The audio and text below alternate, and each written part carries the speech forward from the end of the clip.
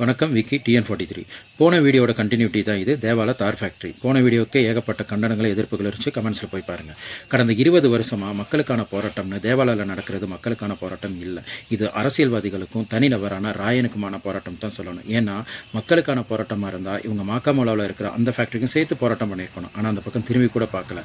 ஆனால் இந்த 20 வருஷமாக இந்த தேவாலா ஃபேக்ட்ரிக்கு மட்டும் இந்த அரசியல்வாதிகள் வன்மத்தை கக்கிறதுக்கான காரணம், அதுக்கு பின்னாடி இருக்கிற அரசியல், அதில் கிடைக்கிற லாபம், இப்படி எது வேணாலும் சொல்லலாம். ஸோ இதை எதிர்பார்த்து தான் இந்த ஒரு ஃபேக்ட்ரியை மட்டுமே கார்னர் பண்ணி மக்களை தப்பான வார்த்தைகளை யூஸ் பண்ணி மிஸ்யூஸ் பண்ணுறாங்க அப்படின்றது தான் உண்மை.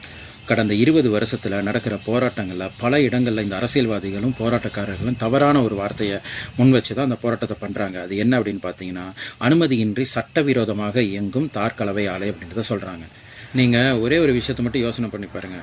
நம்ம ஊரில் பாத்ரூம் கட்டுறது கூட பர்மிஷன் வாங்கணும். அப்படி இருக்கும்போது ஒரு 2-2.5 ஏக்கர் சுற்றளவில் சுற்றி வர காம்பவுண்டு காங்கிரீட் போட்டு அதுக்குள்ளே மிஷினரியை கொண்டு வந்து தார் மிக்ஸ் பண்ணி ரோடு போடுறாங்க அப்படின்னு சொன்னால், அந்த போகிற ரோடு கூட கவர்மெண்ட் அப்ரூவல் கொடுத்த ரோடு, கவர்மெண்ட் டெண்டரில் வந்த ரோடு. ஸோ கவர்மெண்ட்டுக்குன்னு ஒரு ரூல்ஸ் அண்ட் ரெகுலேஷன் இருக்குது. 30-35 வருஷத்துக்கு முன்னாடி ரோட்ஸில் ட்ரம்மை வச்சு நெருப்பு போட்டு தார் போட்டு அந்த மாதிரி ரோடு குவாலிட்டியே இருக்காது. அந்த குவாலிட்டியில் இன்றைக்கி ரோடு போட முடியாது. இன்றைக்கி இருக்கிற டெக்னாலஜிக்கு தகுந்த மாதிரி தான் ரோடு போடணும். ஸோ அதுக்குன்னு ரூல்ஸ் அண்ட் ரெகுலேஷன் இருக்குது.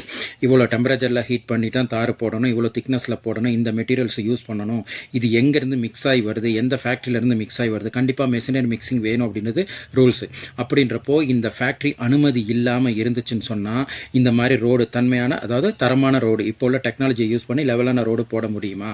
போடுறதுக்கான வாய்ப்புகளே இல்லை. அப்படின்னு சொன்னால் இந்த போராட்டமானது இவங்க இவ்வளோ நாள் சொன்ன குற்றச்சாட்டு அப்படின்றது பொய்யான குற்றச்சாட்டு. அப்படி பர்மிஷன் இல்லாமல், அனுமதி இல்லாமல் ஒரு ஃபேக்ட்ரியை ரன் பண்ணவே முடியாது. இதில் தோற்று போன இந்த அரசியல்வாதிகளும் போராட்டக்காரர்களும் ரெண்டாவது ஒரு விஷயத்தை கையில் எடுத்தாங்க. அது என்ன தெரியுமா? மாசு கட்டுப்பாட்டு வாரியம். மாசு கட்டுப்பாட்டு வாரியம் இங்கே அந்த சுற்று வட்டார பகுதியில் இருக்கிற வீடுகளெல்லாம் போயிட்டு டெஸ்ட் பண்ணி பார்த்தாங்க எந்த அளவில் நச்சுத்தன்மை இருக்குது அப்படின்றது. ஆனால் உண்மையிலே அங்கே நச்சுத்தன்மை இருந்துருந்துச்சுன்னா அதுக்கான ரிசல்ட்டு வேறு மாதிரி இருந்திருக்கும். ஏன்னா அந்த போராட்டக்காரர்கள் அவங்களோட சோசியல் மீடியா பக்கத்தில் போட்டு தள்ளியிருப்பாங்க. இப்போ நான் பேசுகிற விஷயங்கள் எல்லாமே அவங்களோட சோசியல் மீடியா பக்கத்துலேருந்து எடுத்து நான் பேசுகிற விஷயந்தான். ஸோ அந்த மாதிரி ஒரு டெஸ்ட்டை நடந்ததாகும், அதுக்கான ரிசல்ட் என்ன வந்தது அப்படின்றத பற்றி எந்த இடத்துலையுமே அவங்க மென்ஷன் பண்ணல. ஆனால் அந்த ஃபேக்ட்ரிக்கு எந்தெந்த இடத்துல போராட்டம் பண்ணாங்க, எங்கே சீல் வச்சாங்க அப்படின்றத மட்டும் மென்ஷன் பண்ணியிருக்கிறாங்க. 2 வாட்டி சீல் வச்சுருக்கிறாங்க. ஒன்று இப்போ ஒரு 10-20 நாளைக்கு முன்னாடி சீல் வச்சுருக்கிறாங்க. அதுக்கான காரணம் ரொம்ப கேவலமானது. இதுக்கெல்லாமா சீல் வைப்பாங்க அப்படின்ற ஒரு கேள்வி வரும். இதுக்கு முன்னாடி சீல் வச்சுருந்தாங்க, அதுக்கு கொஞ்சம் டெக்னிக்கல் இஷ்யூ இருந்தது, அதனால தான். சரி, இந்த மாசு கட்டுப்பாட்டு வாரியம் இந்த பிரச்சனையெல்லாம் முடிச்சதுக்கப்புறம், சீல் வச்சுட்டு போனதுக்கப்புறம் திரும்ப அதை ஓப்பன் பண்ணாங்க.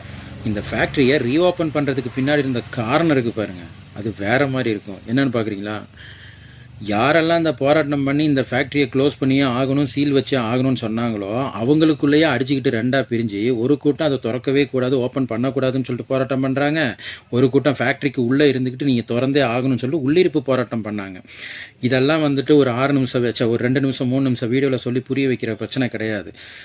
6 நிமிஷம் நான் மொக்க போட்டால் அதை கேட்குறதுக்கு யாரும் இங்கே டைமும் கிடையாது. அதனால நான் அடுத்த வீடியோவில் இதை பற்றின தெளிவான விளக்கங்களை சொல்கிறேன். எதற்காக உள்ளிருப்பு போராட்டம் நடந்தது, எதன் அடிப்படையில் மாசு கட்டுப்பாட்டு வாரியம் திரும்ப அந்த ஃபேக்ட்ரியை ஓப்பன் பண்ணுறதுக்கு பெர்மிஷன் கொடுத்தது, இப்போது நச்சுத்தன்மையான புகை அந்த ஃபேக்ட்ரியிலேருந்து வெளியேறுதா, இப்போ நடக்கிற போராட்டங்களுக்கும் மக்களுக்கும் சம்பந்தம் இருக்குதா, இதில் ஏன் இந்த அரசியல்வாதிகள் இந்த அளவுக்கு அரசியல் பண்ணுறாங்க, இந்த ஃபேக்ட்ரி இங்கேருந்து மாற்றப்படுமா, இப்படி பல கேள்விகளுக்கான ஆன்சர் என்னோட அடுத்த வீடியோவில் பாருங்கள். தயவுசெய்து பேஜை ஃபாலோ பண்ணுங்கள், வீடியோவை ஷேர் பண்ணுங்கள்.